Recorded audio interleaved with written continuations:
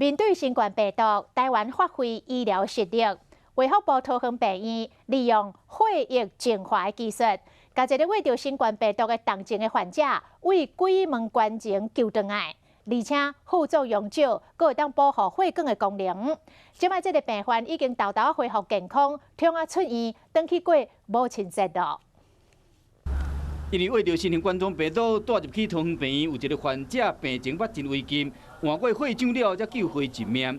这个52岁女性，伊伫3月15确诊24，病情恶化，肺部灌水，26就转到复合隔离加护病房，30去医疗团队甲换血浆，当时用持续性优质的代替疗法甲医治，才有较好。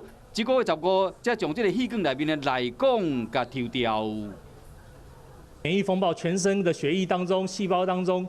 都是充满坏的一些免疫因子，那这时候其实需要一个宣泄的一个出口。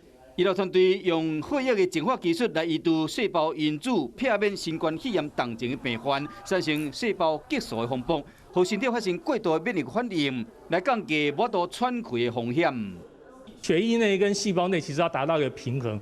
我们把血液当中弄清楚、弄干净以后，细胞当中或其他的一些肺泡当中、肾脏当中的一些不好的免疫因子才有机会释放出来。较无副作用，会使保护血管的功能，袂影响到血压，而且会使清除大部分的毒素。病患恢复情形真好，加上嘛透过录音，甲医疗团队说多谢。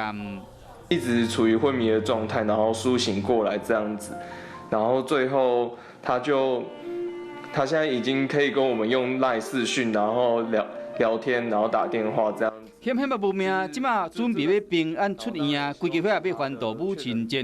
医疗团队嘛将这项独步全球的成功经验，投稿到国际期刊，甲全世界人分享。